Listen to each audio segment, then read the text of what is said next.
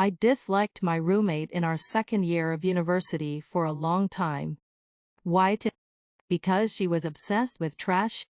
The only things you'd find in our room's trash bin were really used nylons that could no longer be washed for reuse, snacks, nylons, and any other form of trash that had absolutely no chance of being recycled.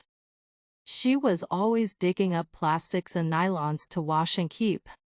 One evening after I ordered for a smoothie and had finished consuming it, I threw its cup in the trash, only to have my roommate sprint across the room to take it out. I tried to wrestle it from her, but her grip was way too strong. So, I gave up and let her just do her thing as usual. She washed it thoroughly before adding it to her ever-growing pile of junk reusables. She wasn't even using them. Now, this wasn't some save the climate habit. She was obsessed with trash. Then one day everything was gone. When I say everything, I mean everything. Her included. I came back from lectures, really tired, and all I wanted was to lie down and just sleep off till the next day. However, fate had other plans. The first thing I noticed when I entered the room was the bare wall facing our beds. It was a Thursday evening and she never took her piles of sacks out during the week. Then I noticed the way her study table looked bare.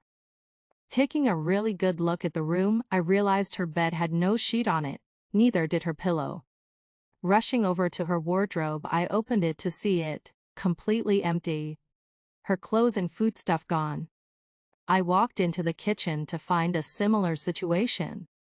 Her camp, gas, and utensils were gone too. It looked like I never had a roommate to begin with. What was happening? Taking out my phone, I dialed her number.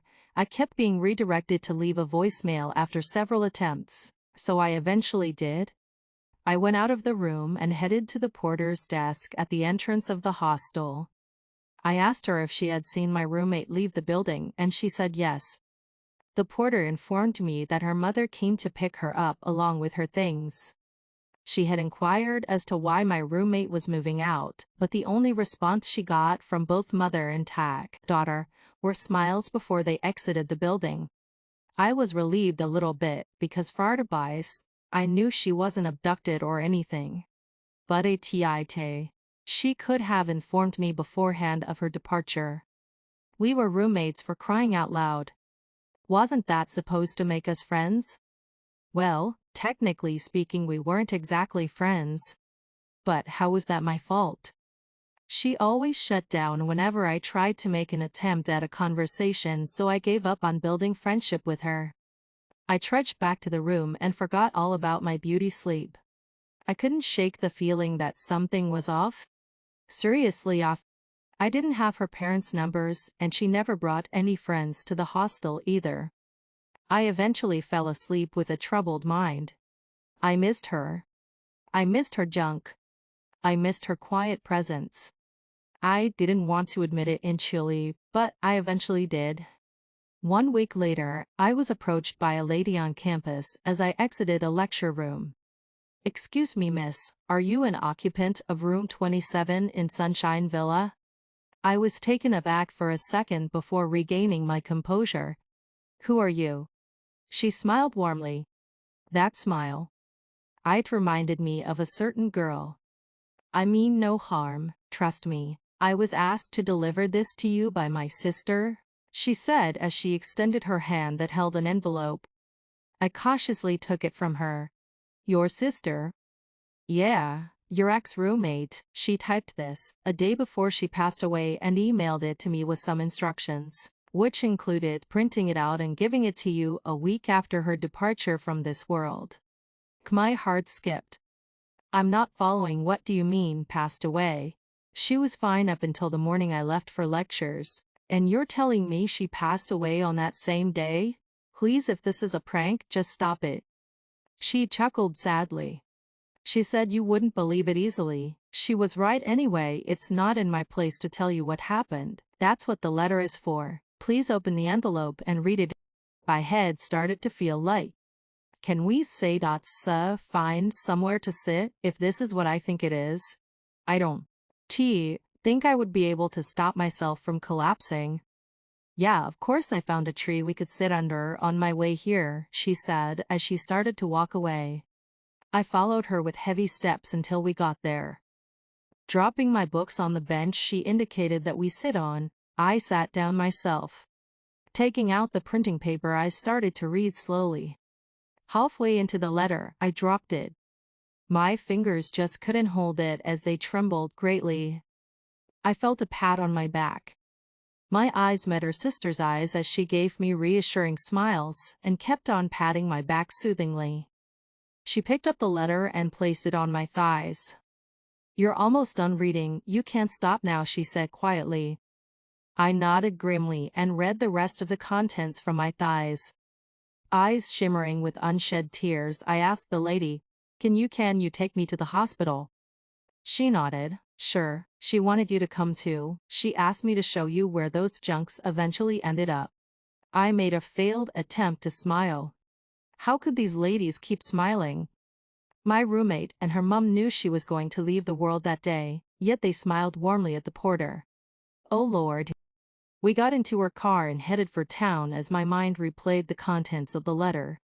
Baby girl, then I am starting this by apologizing. I am sorry.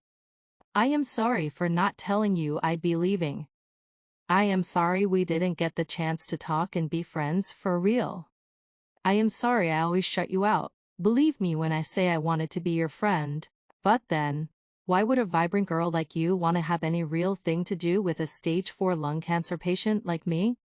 You once asked me why I kept on gathering those things without using them for myself. You'll find out why at the hospital. I am going to give up the ghost. I am currently typing this letter as I watch you sleep with a peaceful smile. You have all the time in the world, baby girl. Do not waste any second of it. I always wanted to experience how life in the university was like. Even if I knew I wouldn't graduate, my parents would never get to see me wear a convocation gown. At least they got to see me in matriculation gown. Hey. You are one of the best things that has happened to me in my life. You might wonder how or why. Here's why. Even though you always thought I needed psychiatric help with my trash obsession, you never said that to me in the face. Other roommates would have abandoned the room or filed several reports to the school and hostel management. But you didn't do any of those. You endured having to wake up every morning to a wall that had clean junk piled up against it. I know you think I'm not aware you even made more space for me to keep my sacks by leaving out more than 50% of your personal space for me under the pretense that you didn't have a lot of belongings, when in reality your wardrobe was barely staying closed due to the large amount of things you kept in there. You don't know this, but you've helped me live the last of my days, doing something I loved, making an impact on someone you'll understand better when you get to the hospital. Many people call me names like Trash Girl and other sinister descriptions. But you never for once called me anything other than my real name. You claim to dislike me and my attitude, but deep down you just want to understand why I am like this. I already told you I am a stage 4 lung cancer patient, and I cherished every second I breathed in air. Do not beat yourself up for not taking closer looks at me to realize I was actually sick. It's not your fault. I never spoke much, because it was hard enough to breathe without the aid of a tube. I was always away on weekends to give those sacks to someone who needed them at the hospital. And so, then, have my appointments with the doctor afterwards.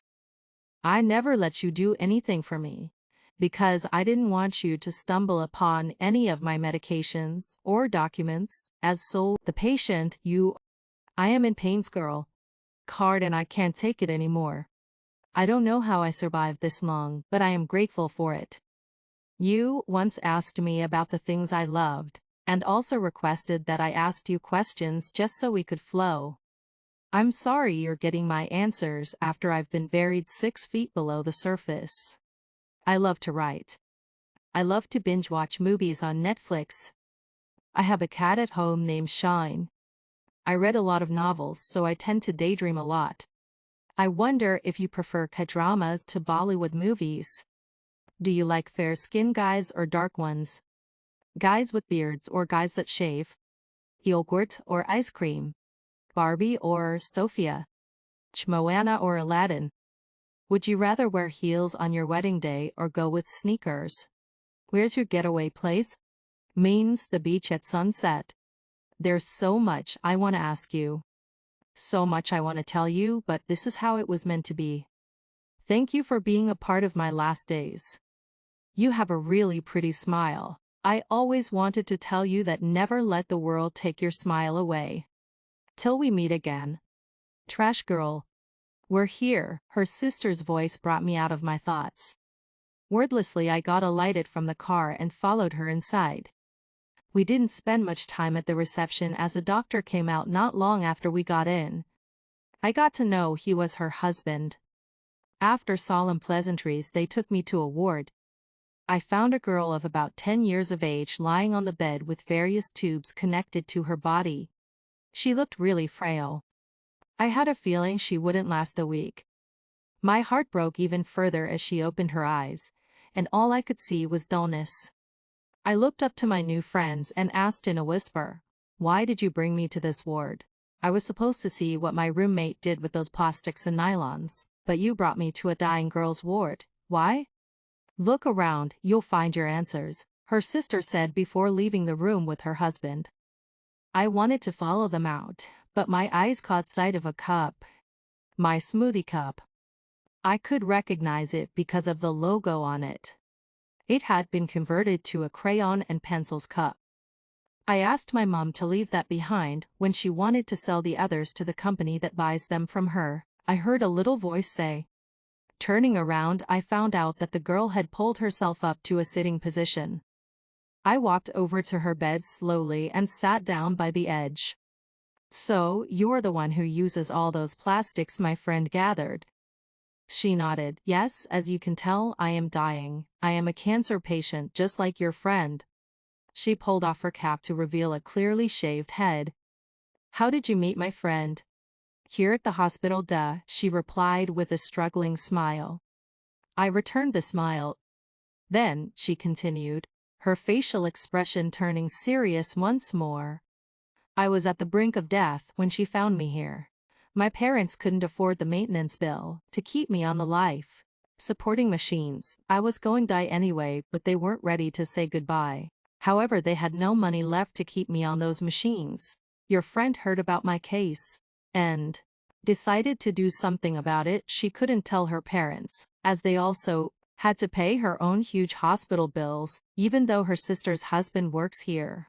I had given up on living when she came in here one day and asked me to move my fingers if I wasn't ready to say goodbye to my family, yet I did, so she promised me I was going to live for a little while longer. Before leaving the ward, I was told she emptied her savings to help settle some of the bills without her parents' knowledge. My condition was stabilized, and I was back on the support of the machines and chemo treatment. My lips started to shake as the girl's story seemed to be hitting a really sensitive nerve in me. She came back a few days later with 2 sacks of plastics and reusable nylons along with someone from a company that was willing to buy these things at a high price. She handed over the sacks to my mom and promised to bring plastics every weekend for her to sell to the company. The money gotten from those junks she found is what has sustained me till this very moment. She was dying as well, but according to her, she was ready to go while I wasn't ready. I'm sure you're aware she passed away last week. I nodded with a clogged throat. She told me you would come exactly a week after her demise. I am happy I got to meet her only friend. Smart, she said I was her only friend. Yes, and that you really helped her with gathering those junks by giving her plenty space to keep them. Thank you very much. I needed to get out of the room as fast as possible. I would burst into tears at any minute, and I didn't want the kid to see that. So I stood up slowly as I held the girl's hands. Now that there's no more plastic or nylon to sell, are you ready to say goodbye to your family? She smiled brightly. Yes, I am. You can't always hold on to this life forever. I realized we're all going to die someday. My time just came a little sooner than others. I am no longer afraid of dying, you shouldn't be too. I sighed deeply. You're a strong girl and I really admire you for that. Thank you for explaining things to me and speaking for a long time. A certain wise girl once told me how hard it is to speak in this condition. Thank you for staying strong too. Before you go, do not forget to tell your parents how much you love them. And how grateful you are to them for sacrificing a lot just to keep you alive. Okay, she nodded. Okay. I let go of her hands and turned to leave. Miss Chi. I turned back. Do have a great life. Okay, you have a really pretty smile. Do not let the world take that away. All right? I chuckled before a hiccup followed. Okay, and all right, sleep tight, sweetheart. I will. Good night, I whispered even though the sun was high up in the sky. Closing the door with a small thud, I ran out of the building and kept running. I ran till I couldn't run anymore, so I slowed down. I found a tree by the roadside and sat under it. Then, the waterworks started. I cried for myself. I cried for my roommate. I cried for the little girl whose existence I wasn't aware of until 30 minutes ago. Maybe, just maybe, if I hadn't been so judgmental, if I had made keener attempts to know my roommate more, and be her friend for real, we would have made memories together. She wouldn't have had to suffer and struggle all alone to turn trash bins upside down just so she could give a little girl the chance to spend more time with her family. As I wiped my tears that afternoon, I realized I should never have judged her in the first place without knowing her story. I shouldn't have judged her by the choices she made, because I didn't know what demons she was fighting with. I assumed she was just some girl obsessed with picking trash and cleaning them up, when I knew little or nothing about her. That was my mistake. I stood up to dust myself before walking back the direction I came from with a mind determined to never again make such a mistake. Goodbye, baby girl, I whispered into the wind.